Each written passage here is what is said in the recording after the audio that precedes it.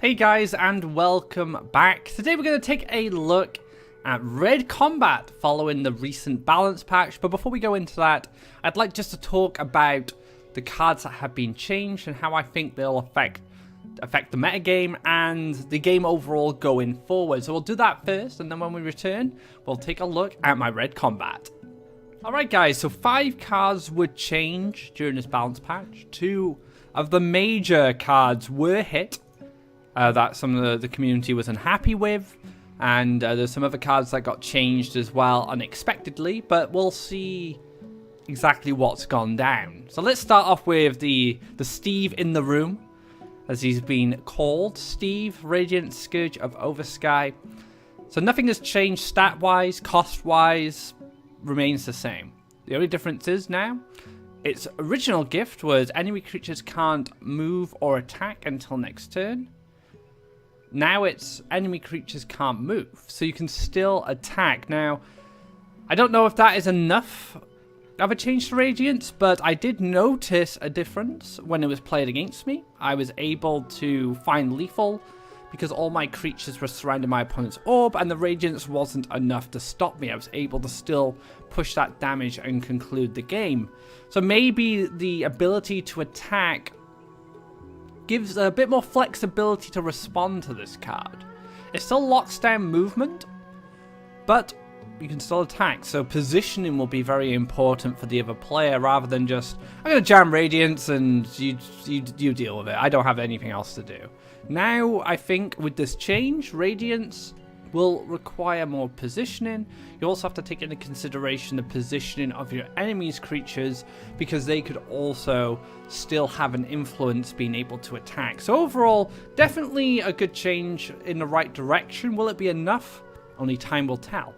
I mean, this is a big card in the meta. It's shaped the game a lot since it's come out. We can only tell through time if this card will continue to be a problem, or it has finally found a kind of a balance that it needs to be competitive but also not too powerful. Alright, so this one's a pretty quick change actually. Just costs 1 forest now, so it's easier to get the Weeping Idol set up and start generating value. So that's pretty good. You know, this does make it easier to splash into those kind of self-damaging decks, especially decks with stuff like the Altar of Souls. So that monstrosity deck that Superb Lizard made, you could splash in Weeping Idol for 1 forest. Could be good. Animated Banquet actually got hit, and I didn't expect this. And I think it makes sense now that I think about it, because as a 2 Faeria 1/1, it's not that great, right? It's actually losing stats, but it's probably going to get swallowed by something, which means that it's going to gain +1/+1. So essentially it becomes a 2/2 for 2 Faeria, which is pretty reasonable. Anything else after that, any additional swallows the Animated Banquet has, will just generate value. So you can basically get the amount you paid for this card by it swallowing once, which will probably be on the turn you played it. On any other additional swallows after that, generates value. So I think this is a really good change, actually. It kind of lines up the Faeria cost with the stats that it can give out. Just making sure that as a 2/2, it doesn't have too much board presence. It's mainly used as a kind of tricky campfire. And I like that about the card. It doesn't do everything. It's primarily a buff. Underground Boss got reverted back to its old self. It gained its 1 life back. So Underground Boss is just basically back to its original design as a 3/5 combat gain 2 Faeria with the nerf to Gift of Steel.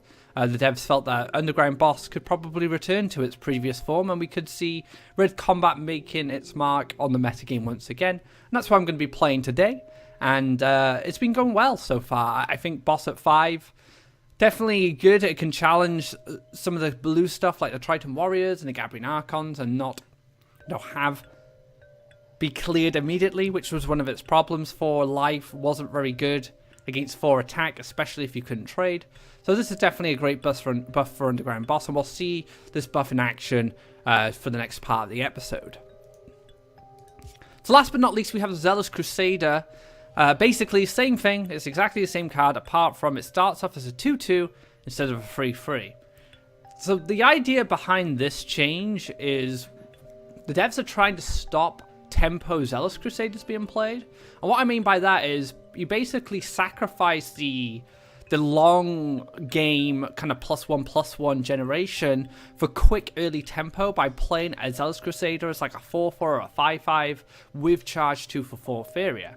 Now, Zealous Crusaders are 4 Faeria 4/4. It's pretty reasonable. It does have mobility, but it's probably not that relevant unless it's launched off a Mistral guide. So actually, it is quite relevant if you think about it now that I think about it. If it's launched off a Mistral guide, it becomes more relevant to charge 2. But if you're playing like a traditional rush game, a Zealous Crusader is basically a 4/4, right? For 4 Faeria. That's a good rate. That's a good rate of Faeria for stats. Now, when it becomes, excuse me, when it becomes a 5/5 for 4 Faeria, that's when things start to get a bit problematic because it's generated an extra +1/+1 of value for its Faeria cost, and it has charge 2, so it can have a lot of influence on the board. And if launched by a Mistral guide, it's also going to have flyed. So it becomes too good in the early game, in the mid game, and the late game. And I don't think that's Zealous Crusader's purpose. This is a finisher. This is what Yellow Rush wants it as, a finisher, not an early pressure line. Where it can have a lot of influence in the early game, take care of defenders, and allow those little hasters to continue to hit while building up other Zealous Crusaders in hand. So all the other little hasters that have come into play, like Demonic Salmon, even like the Vermin, even though he's not a haster, he still hits the orb, they have increased the power gain of Zealous Crusader. So that's where the nerf comes in. It's trying to limit its power. And maybe it will. I haven't played against Yellow Rush since this change, so maybe I'll get to play it in the future and get a better idea of how it functions. So the big thing to take away from this balance patch is that we've had some changes, we've had some adjustments to the meta, but also Radiance and Zealous Crusader are on the watch list for the devs. So the devs are keeping an eye on these cards and how things shape around these changes. So these may not be the final changes for these cards, depending on what their power levels are like, following the nerf and how the meta adjusts to these new changes. But that does wrap up the balance patch. Not many cards, but enough to spice things up, I think. Red Combat could come back. The Radiant control decks do get a little weaker, as well as Yellow Rush, so we'll maybe see some other archetypes come out the woodwork. But let's move on to my Red Combat. In this build, I decided that I wanted to use Herald of War over Axe Grinder, mainly because I wanted to generate more power on my combat creatures. Now, I've played with both, and they've both had kind of similar results, actually. And with Baldarian, I feel I can play like a slower mid-range deck with this. I was using Radiance originally, but it just didn't work out. So I went to Baldarian, I went to the Heralds of War, and I've played a slower build. I think you can speed this up with Axe Grinders. You can definitely make this a quicker deck, but for the sake of like well control, a kind of traditional red mid-range style stuff, I wanted to experiment with that, and so far it's been doing pretty well. So let's get into some matches, and let's see how this deck performs. Alright guys, into our first match. It's actually a pretty good hand, I'm just going to keep this. I have mobility, I have like a bulky creature that does a bit of damage. So the plan is now we go to the wells and we control the wells, and eventually we use our Horse Masters to play aggressive. Usually when our opponent's Faeria starved or doesn't have much going on, but actually things are going to be a little different. Our opponent is playing Rush. Now, I'm kind of hoping this is Yellow Rush. I want to see how the changes have affected this deck, but also if Red Combat can compete with it. If it's a more traditional Yellow Rush with monks and stuff like that, we will have access to the Ground Shaker, so we're going to be able to take care of that problem. So Air Elemental to kick things off. Let's go for the Herald. Let's get it down. It's going to collect Faeria for us. It's got 4 life. It's going to be quite difficult to deal with. I might drop in 2 Soul Drains on it. I'm hoping there's no mobility. I'm not expecting mobility, but you never know. It could happen. We could see just a trade here. Oh, just a pass. Okay, that's fine. So So we'll go for explore into mountain. So we've covered our well spot. So we're just going to flame burst this. Just get it out of the way. And then, yeah, we'll pass. We'll wait till next turn. We'll see what happens.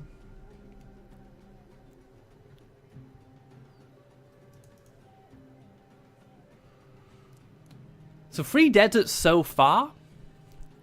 4th desert will unlock spirit theft. Something to be aware of. I protected my herald. I was able to collect. I killed the air elemental. So hopefully the herald will be able to collect once more, and I'll be able to at least clear something.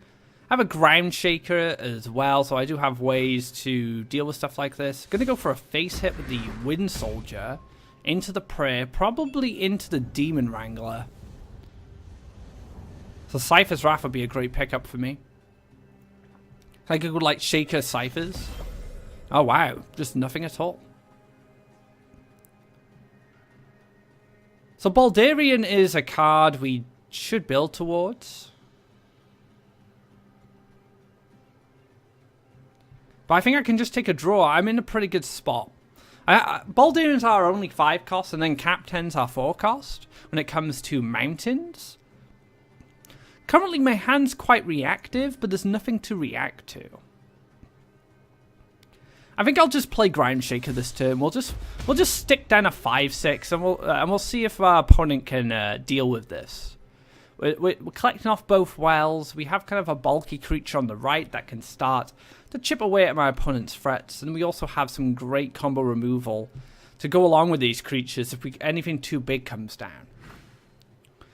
Rakoan Copter has been pretty fantastic in this build. I haven't played Red Combat with Rakoan Copter before, and I've been playing it recently. It's actually been a very big deal. It's really helped me in taking control of the well spot, stealing that extra 2 damage.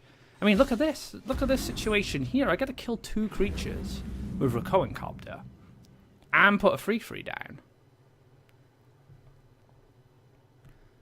So I'm just really impressed with this card anyway, but now I'm playing it in Red Combat, I kind of seen how much potential it has. It's just so flexible.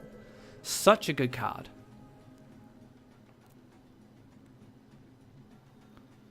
Right, so we can just copter these 2, which is really good. We just get to clear these 2 out. Boom, boom. We can then... let's make another mountain, because we do want to build towards our wing cons. And we can just chill like this. So we're just in a situation now where our opponent can't get to our orb without clearing something first.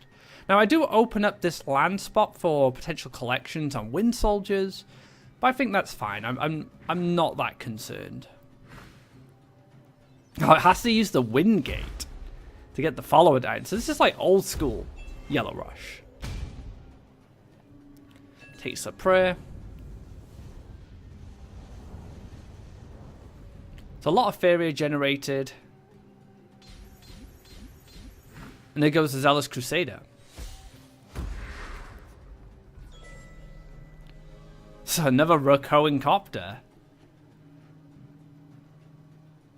That's pretty good. I do want to kill the Wind Gate. Definitely want to kill the Wind Gate. But I'm thinking, do I just step up? Maybe I gear up for a Horsemaster with this Ground Shaker next turn.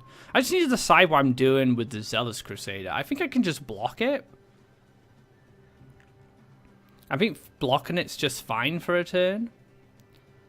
I do open myself up to Wind Soldier if I use the Rakoan Copter as a blocker. So maybe I just want to stick like a boss here and then get some value back when it runs into it. So let's kill the Wind Gate. Let's kill this guy.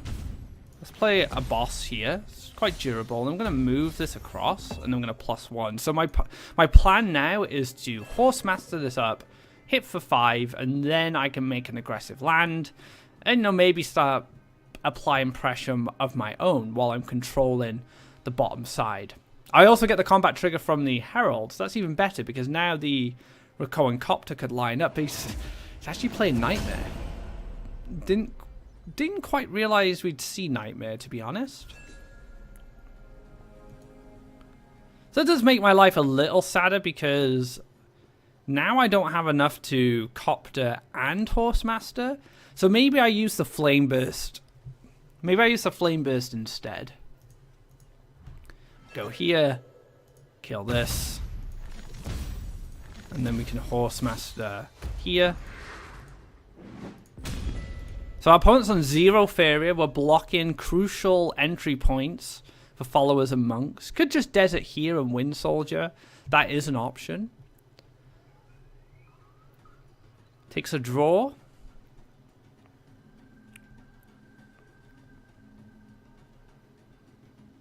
Soul Drain follower? Soul Pact. There's a lot of Faeria ramp in this this build. Into Wind Soldier, jeez. He really wants to finish me off.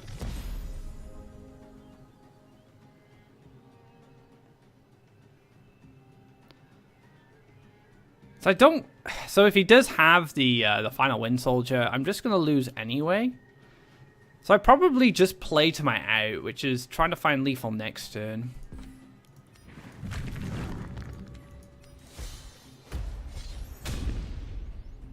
Yeah, and we just see if we have lethal. It's probably unlikely. I think my opponent set up lethal for the 3rd Wind Soldier. Takes the draw. Yeah. Oh, I actually ripped the last Wind Soldier off the top there. So my opponent was probably playing to their outs as well. Like, probably just wins off double Wind Soldier. Got rewarded for it at the end with that top deck and able to close out the match. So the last nightmare really caught me off guard. I didn't expect it. So maybe it was a bit greedy going for keeping the Zealous all around. And that's pretty much what snowballed the game out of my control, taking that 6 and put me in range of lethal. So I went for a greedy line, I guess. I should have just maybe just hit into this from a Copter them and just deal with it. Just be happy with that. But greed got the best of me. It does happen. Let's move on to another match. Alright guys, into another game against Menadil. I hope Menadil's working on some yaks. I haven't played Menadil since our yak episode, actually. It's been quite a while since we've played against each other. So like I said, just hoping we see some cool yak brewing. Double neutral. There's a yak, as expected. So we can play from the front of our orb now, since we're not going against Rush, we're going against another mid-range deck. So we're going to be battling out for the well control. That's going to be it. And then we can explore Mountain Herald, even Gift as well if we want to. I don't think that's a bad idea against yaks. Just a bit of security. It's not like we're going to get transformed. Like, Crystal Flower is definitely a consideration. But it's a while away from that. We're a while away from any Crystal Flower shenanigans. And now our opponent's built this diagonal path as well. We're one mountain away from unlocking the Horsemaster. So the Horsemaster can push our Herald up and chase down this yak if it decides to retreat here. So we've got a 7/7. It's going to generate value for us for our combat ability when we pick up our other combat creatures. See a lake into the Sapphire yak. So we're seeing a retreat from Longhorn. And this opens up our Horsemaster line. Fantastic. So Horsemaster now is going to do a lot of work. We get up there. Let's kill this guy. Gain a Faeria. We pass, and then if this doesn't get answered or this doesn't get blocked, we can go for a mountain here next turn, and then a mountain here, and that will unlock Baldarian, and we'll also have Ground Shakers to play with on the follow-up. It's also important to note that now that we have board control, we actually have we generate a lot of Faeria off double collection, so our opponent's only single collection has more Faeria than us, but doesn't have the right board presence. So another Horsemaster is such a good draw for me right now, because I can just go straight in, 7 damage to the orb, and just start beating away, or I can just kill this, I can kill this yak. It would open up a lot of options for me. Take the collection, take the mountain, move up, And pass, so I'm going to keep, because I'm double collecting now, I don't feel like I need to extend any further on board. I can just use the Herald at this point to apply pressure. So force my opponent to react with the 9 Faeria they have stored up. And then I can go for Baldarian on the follow-up, have quite a durable creature, which also has a very, very dangerous corrupt mechanic.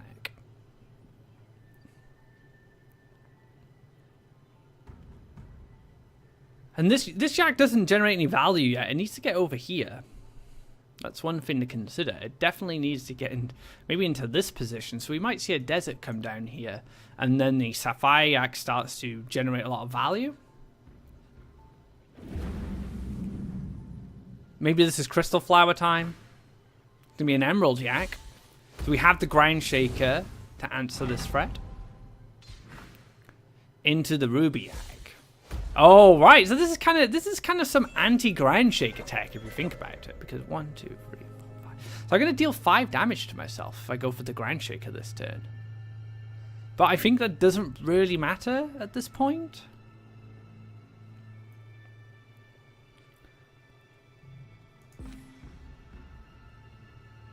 I probably just do it anyway.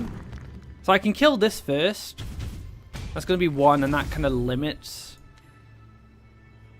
the Ground Shaker self-damage. I can push 7 now. And then I can just play Baldarian, I guess. It would have been better if I could have Ground Shakered here, but I needed to Ground Shaker first to kill the Yak, so I could have put Ground Shaker in this position and have Baldarian here to trigger the corruption. But I'll stick it here anyway. You never know what will happen. And we'll pass there. So we're both on 1 Faeria. This is finally going to generate some value off this well, but it might be too late. Like, I'm not too concerned about Sapphire Yak at this point. My opponent has a lot of pressure that needs to be answered.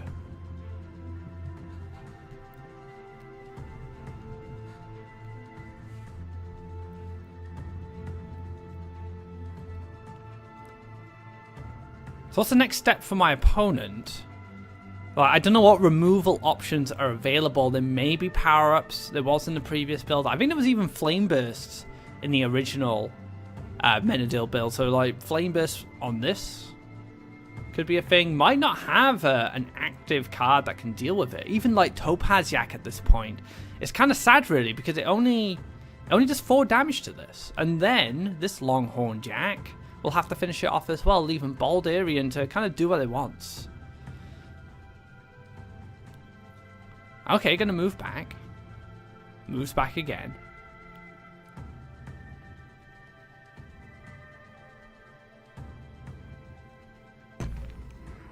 I currently have lethal right now. This is the problem, because if I hit for 7, I can create the hammer and then throw the hammer and win the game.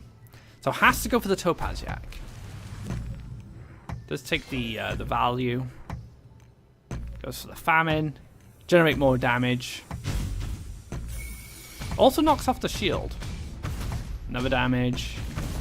Another damage. And there we go. So now I think we can slow things down a little bit. We can go for the corruption trigger here. We can collect off the bottom well. And then we could throw the hammer. And then we can play a brigand. We could just go 5 damage face, I guess, and then play this, but we don't get the hammer. We could push this. We can actually bring this here instead to challenge the Ruby Yak. But I feel like we can. I think we're fine to go slower. Just throw the hammer here.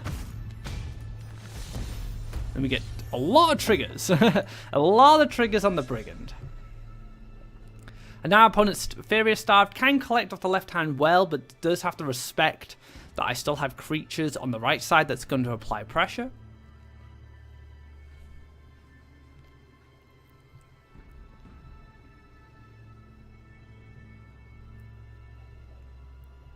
I think it's a tough situation. Like, all this burn damage is adding up, but it's not quite it's not quite threatening right now, especially if my opponent isn't running Flame Burst. We'll still need more yaks to get hurt in order for the Ruby Yak to really utilize and finish me off. Now there could be a play where there's like a yak comes here and then makes a land, and then Topaz goes for 4, and then Famine. Maybe if another yak can come down, that could potentially set up lethal. But I'm not too concerned about it. We've seen a few Famines already.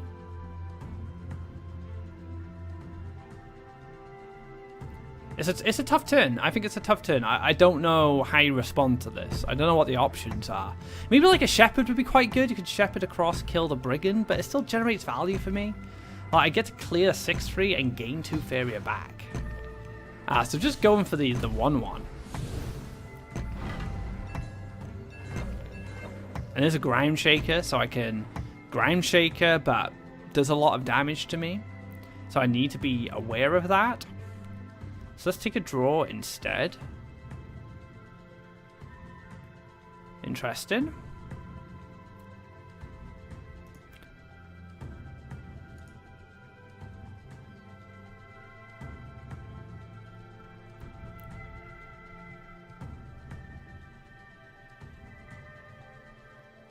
I don't want to lose this Brigand. I'm a little afraid of Shepherd here. I must be honest. So I'm going to stick a boss in this position. And I'm going to get the Faeria. And I just pass. I could move this up. It gives me some options. I guess I could have left it there for a defensive Horsemaster. That was also an option. 7 life each. Wow. This has turned out to be quite a game. I'm probably a little more threatened in some ways because of the Ruby Yak. I'm hoping the Ruby Yak has to trade into the Brigand. I'm hoping that's the next step here. Because at least that way I get rid of the burn option. I also have Horsemaster open for next turn, so I can continue to apply that damage, and this is where moving the Ground Shaker up might be beneficial, because I can move Baldarian here, and then I can move Ground Shaker here, and have that Horsemaster lethal for later. If these two trade off now, I'm in a position where, you know, I could gain... I could actually just win with the Baldarian. It is possible. I just need to draw the final piece. It's not it. I think I just Horsemaster anyway. I could play Horsemaster down here. Be a little bit more defensive. And then follow it with a Ground Shaker behind Baldarian. Cover this forest. And then, yeah, just go like Herald. We're just trying to find lethal now. Let's see if Menadil has it. Could have like double Flame Burst here. Could have like Flame Burst Ciphers. Could have Topaz Yak into Flame Burst. Topaz Yak into Power Up. Needs another Yak to get the haste, so would need to play a cheap Yak first. So we could see another Longhorn into Topaz. That's not going to be enough, really, is it? It's tricky.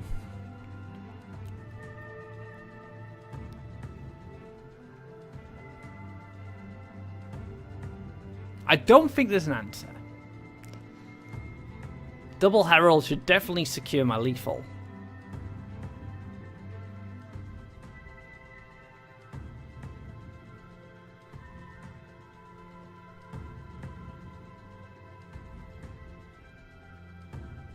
I don't think there is. I can't see what the answer is. +1 into Mother? I guess Mother, like... Mother's a little awkward. It doesn't quite stop the lethal. Like, Shamanic Dance on this would be really good right now, I guess. Well, even then, I guess not. Because if you Shamanic Dance this, I just go 1, 2, 3, and in.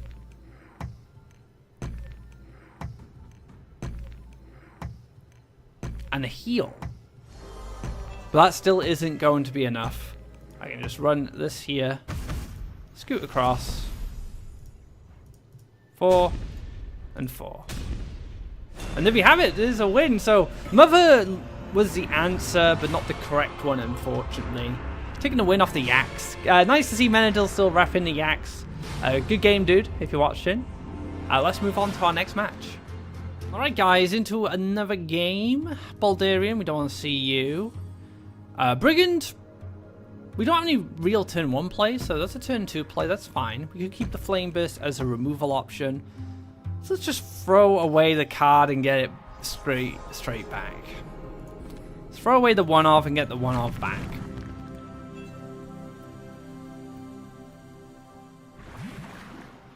Okay, so let's get this Brigand down. Now, one card that is really good against blue is the Recurring Copter. I've had so many good results with that card, and green blue as well, being able to kill frog tossers and the little frogs after they've been left over. Been really good for me. Speaking of the devil, here's some Battletoads, another good target for Recurring Copter. So we're just building slow now, we're just getting our 3 mountains down. We want to get towards Baldarian as quickly as possible, really. I'm probably going to double neutral next turn anyway, and try and get a mountain here, especially if my opponent pushes down this side.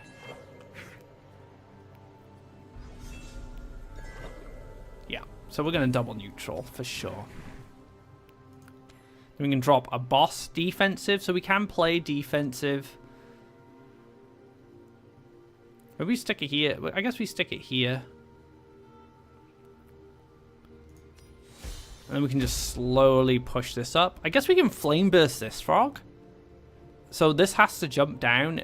So if we Flame Burst this frog, we open up a Horsemaster line if this frog jumps here.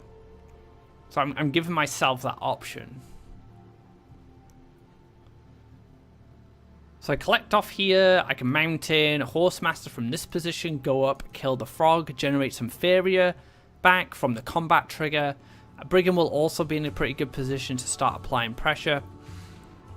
I could even double neutral if I wanted to, and then save this for a mountain. It very much depends what this frog gets up to. If it wants to double collect, I can punish it. I do have that Horsemaster available. And by Flame Bursting the frog that was here, I protected my underground boss from an Aurora, which is also very good.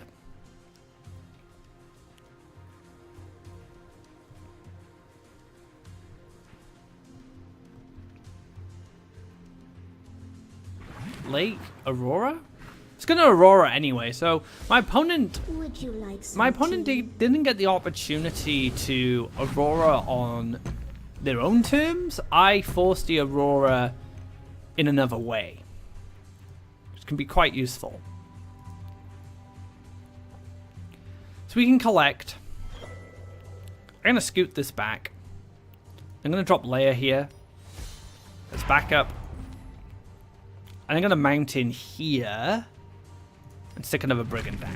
So we did use all our Faeria, but we have 3 combat creatures that generate Faeria back. So I'm using that ability as a way for me to use my Faeria, all my Faeria, and generate that value back later when the combat triggers go off. So I will catch up to my opponent's Faeria account. Ball control is actually a little bit in my favor, not by much.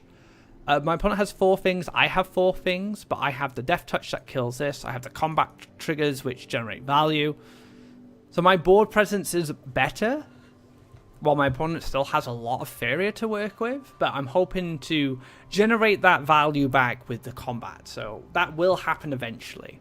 Unless these get transformed or they get Emperor's Command. But even if they got Emperor's Command, they still get eaten up. So just going to readjust here.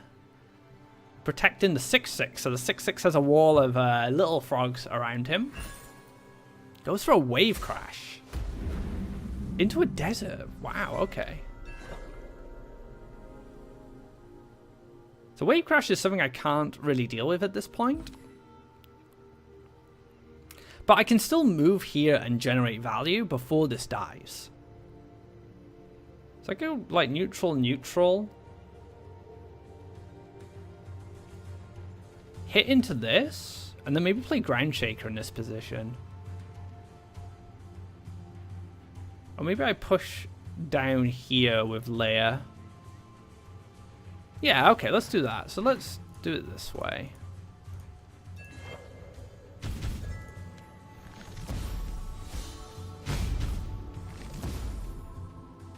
Okay, I like that. I think it's pretty tidy.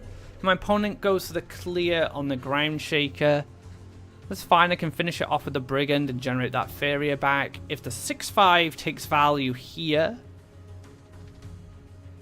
so jumps here and takes value, I may draw into some removal to answer it. But I'm also locking out the possibility of this jumping down here and collecting. This could jump down and maybe get phantasmed and then clear the lady. But I think my opponent's biggest bet was creation on Aurora, but I've killed Aurora now. She's out of the picture, so creation's not something I have to worry about. We might see like hit Desert Soul Drain. That could be an option as well. So just take the value as expected. Garadan's also a very good draw for me now. Another Ground Shaker's decent.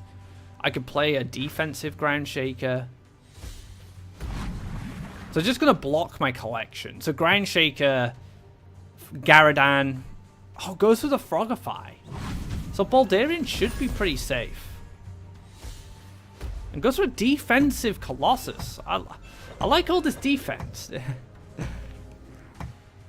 treating me well.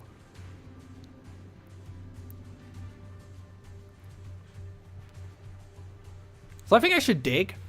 I've got two options. I could make a mountain and play Baldarian here and have it potentially unlock the hammer. Hammer's not really going anywhere right now. I guess it would go here if anywhere. So I'm thinking instead that I go for a Horsemaster and bring the Brigand out of trouble and wait for that Garadan. So I could start drawing. I found a Ground Shaker actually. That's pretty good.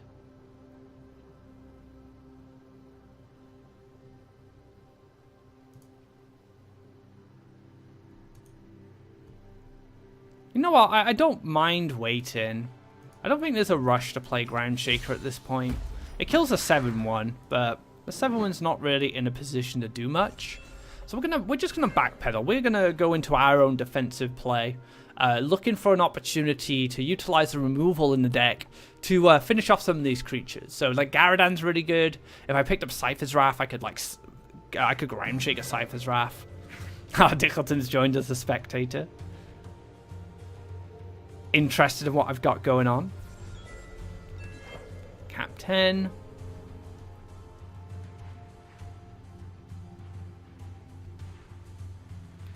I can double neutral Horsemaster, kill this, generate value on this card, and then collect.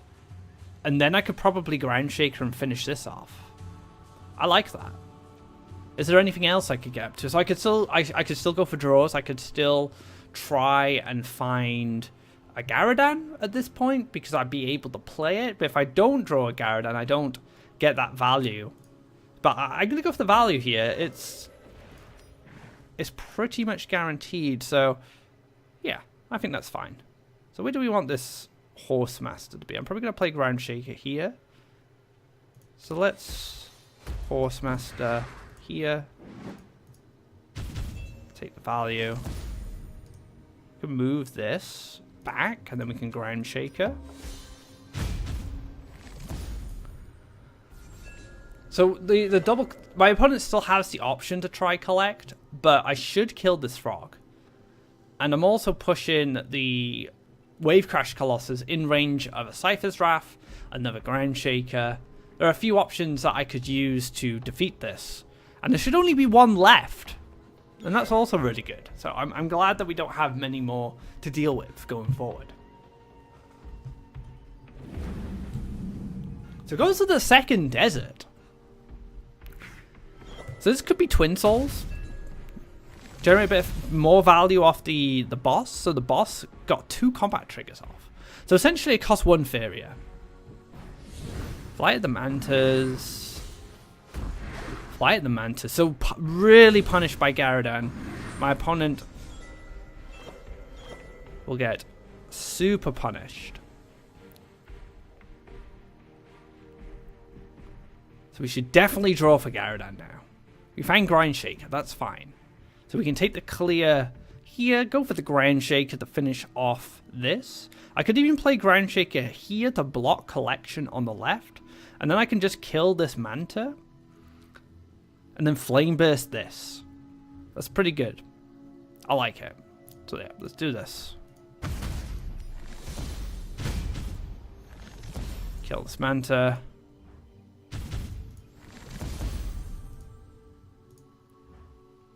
It's actually not... I mean, this can kill my Brigand now, so yeah, we'll Flame Burst this one. So we are trying to starve our opponent of Faeria. We know there's one collection that I really can't interact with, and that's on the right-hand side. But at least I'm forcing my opponent to do that. So I'm forcing my opponent to move to the right and collect. It's still very much open to removal options. We could see a Phantasm afterwards to make it healthy. So we could see like Scoot here, Phantasm here. Just have 2 5/5s in double collection. That would be quite strong. But now we're really starting to... Oh, it's double Colossus? Oh, wow. Okay. So we have a double Colossus deck. Wasn't expecting that.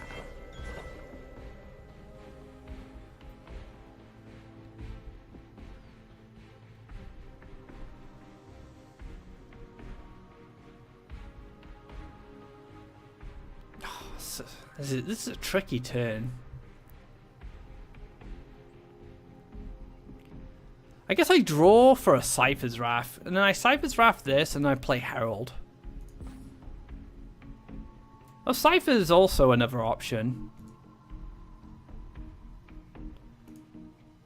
So we'll block the double collection. And then we can take the 5, just apply a bit of pressure, and then we can just drop a Herald.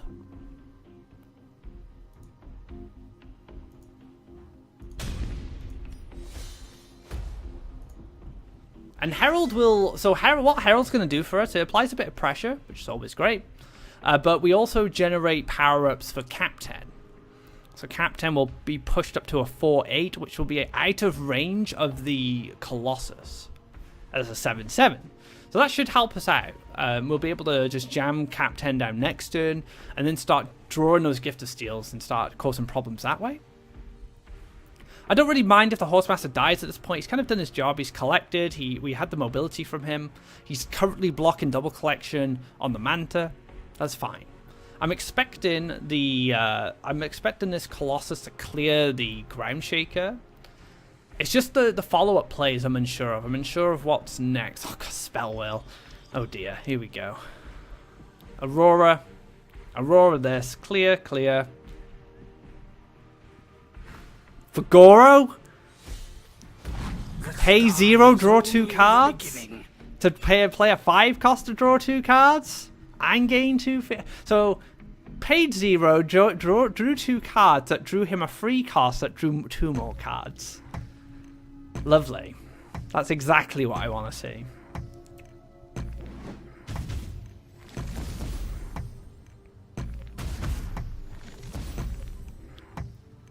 So that's the other Spell Wheel card. Oh my god.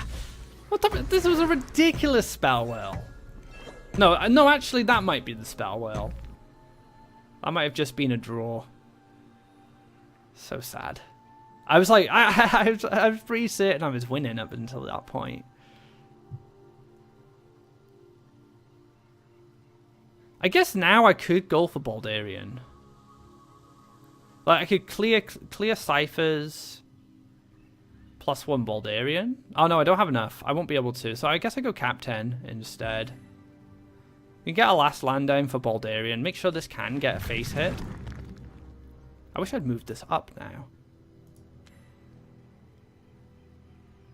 Unless we just take the face hit anyway. Do we just go face here and then we play Captain and get the value? Now I've used Flame Bursts as a way to control the board. So I do need like one more hit. Another Spell Wheel. Here we go. What did he get? Faeria was already a really good pull-off spell, Will.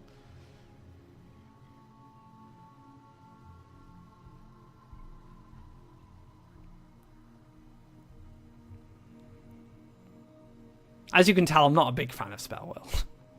I really don't like it. It's my most hated card in the game, and it has been for a very long time.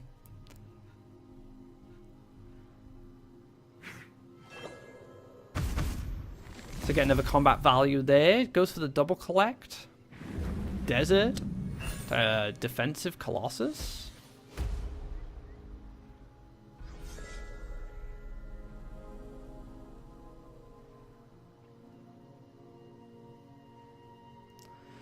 Man, if only I had enough Faeria to play Gift of Steel. I guess I draw anyway, because if I draw a Gift of Steel, I win. So that didn't happen.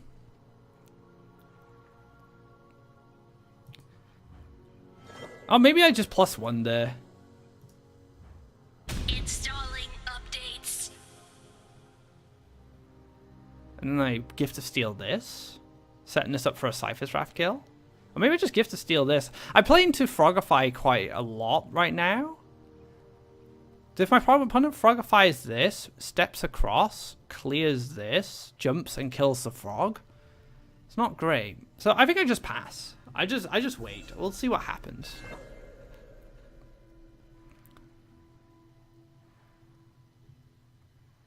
I think jamming Cypher was better. Maybe I should have just +1 Cypher. Just to stick the extra body down. Could have played like a Tempo Horsemaster there.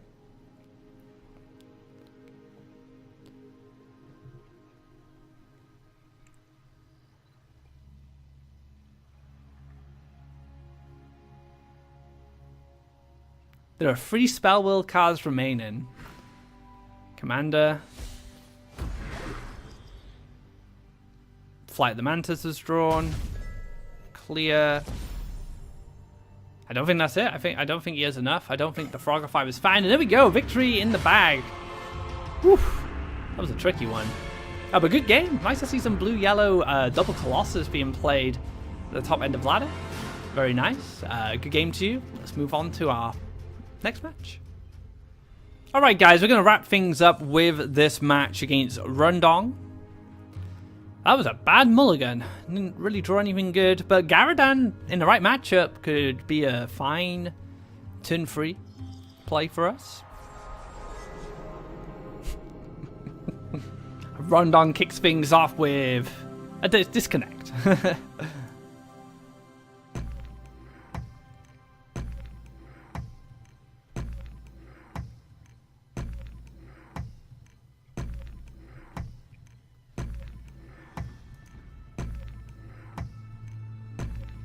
Oh, he's back. Okay, we're probably going to see a land plus something. That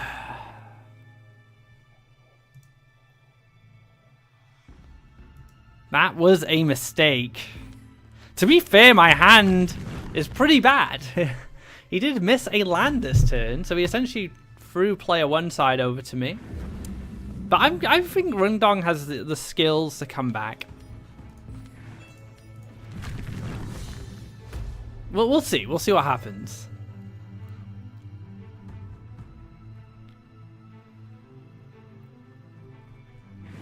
Just for another desert. Right, gonna smile up. Find those flyers.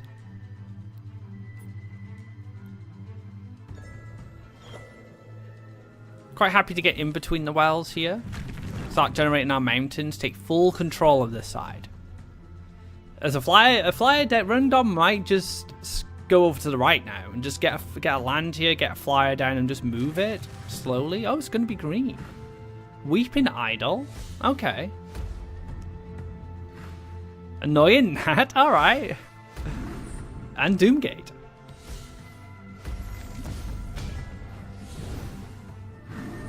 Into lair. Into another smile. This is some spicy deck. So we just Garadan Cypher's Wrath. Probably here. so I can challenge the Doom game. But then I'm going to get hit by the taunt anyway, so there's probably no point. We probably just do it here.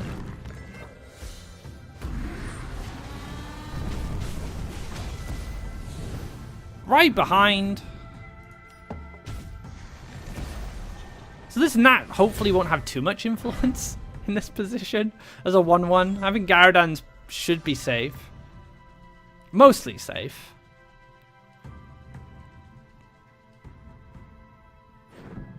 It's going to generate aggressive land. Yeah, going to get some aggressive lands going. I like it.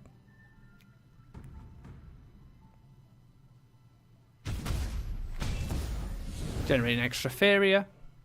Relocate the Nat. Sack it. Relocate it again. Against red, it can be pretty dangerous playing annoying Nats.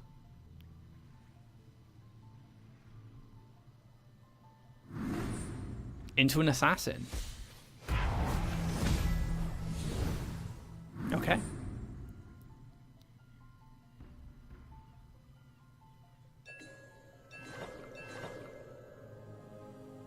So I probably just clear this with Garadan to move this card away from the problems, right? Because right now it can kill Garadan, but if I just move Garadan here, it should be fine.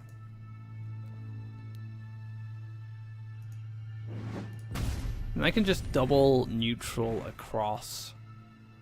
Probably pass from there. I'm not too afraid of a 1-1. I'm more afraid of what this will generate. I'm more afraid of Ostrogoth. But Garadan might be able to get the hit in next turn. I might even just be able to find lethal. That's 2. That's 4. I've got 4 damage with killing the Nat. I actually have lethal with Grandshaker Cypher's Wrath.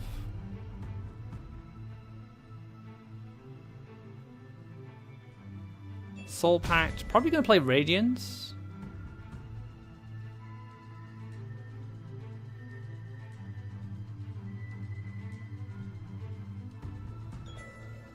+1.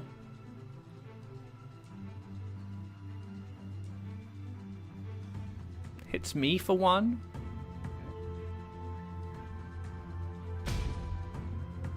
Jams Radiance? Yeah. That's to be expected. So I think that's still lethal unless there's more healing. Oh wow. That's quite a turn. I think I can race this. I'm pretty sure I can just race here. So we can kill this. We can go for the Grandshaker.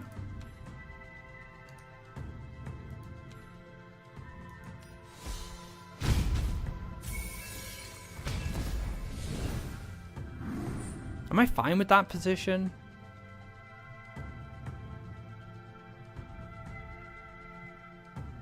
I think so. I think I'm fine with that.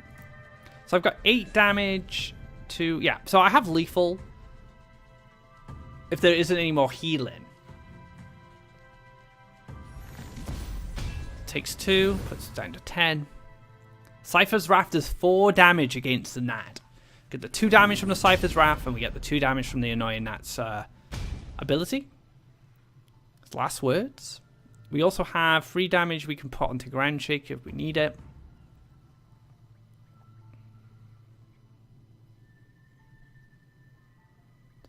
Gonna smile again. Last flyer. Empress Command, more healing. Soul Drain, more healing. So much healing in this deck.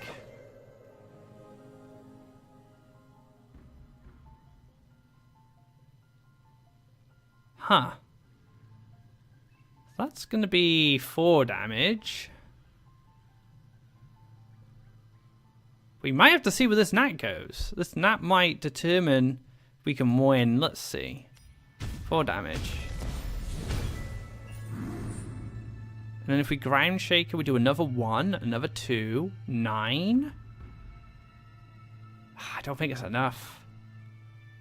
But yeah, because if we Grandshaker now, he goes down to 10, 9.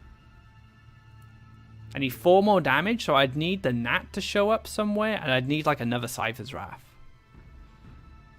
Can't taunt this up.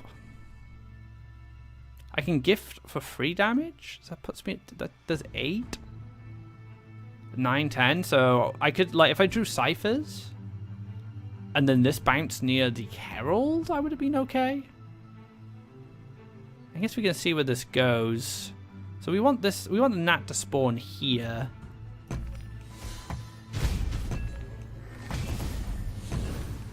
Yeah, and then we have the 5. So we're actually, yeah, we're actually a little off. So even after Rungdom missed a whole turn, we're still able to beat me. But to be fair, a 10-10 is not easy for Red to deal with. Jamming a Radiance in that position from that annoying Nat land was just not a lot I can do, really. Don't run taunt. I need to play a lot of cards to deal with a 10-10, which is probably why Red hasn't been seeing much play as well. It couldn't deal with the old Scourge, but now maybe it's a bit more manageable with its recent change. But that does conclude this episode. Good games. That wraps things up for Red Combat in this episode. This is probably not the best build. I'm sure some of the high level players can figure out a better way to build Red Combat, but I'm happy it's kind of back now. I was a bit bored of Red Combat for a long time because it was just such a dominating force in the meta, but the game is really missing very strong kind of mid-range tempo decks to challenge the control decks that are running rampant at the moment, but also to be able to check Rush in the right situation. Red has always been very good against Rush, so hopefully Yellow Rush has been tamed, and also with Radiance being nerfed, Reaver's a bit better, the structure deck is not as strong, and these control decks that rely on Creation Reaver have been toned down a lot.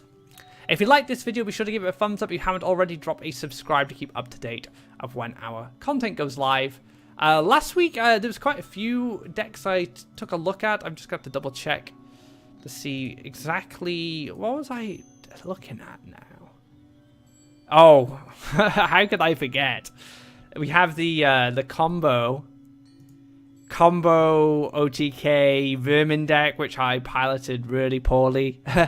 I'm not a combo player, guys. You know, I will make mistakes. It happens. Believe it or not, people make mistakes, especially in card games. Crazy that, right? And I also played Amoeba's Radiant Structures deck, which is the deck I just mentioned that kind of got nerfed. I had amazing success with that deck, considering it's a structure deck. If you haven't checked it out, be sure to try it out. It's very good. And I still think it can compete and use the new version of Radiance. I'm not sure if it'll be as good, but I think it's worth a try because I felt the deck was very strong. So until next time, guys, take care, and I hope you enjoyed my mono red combat.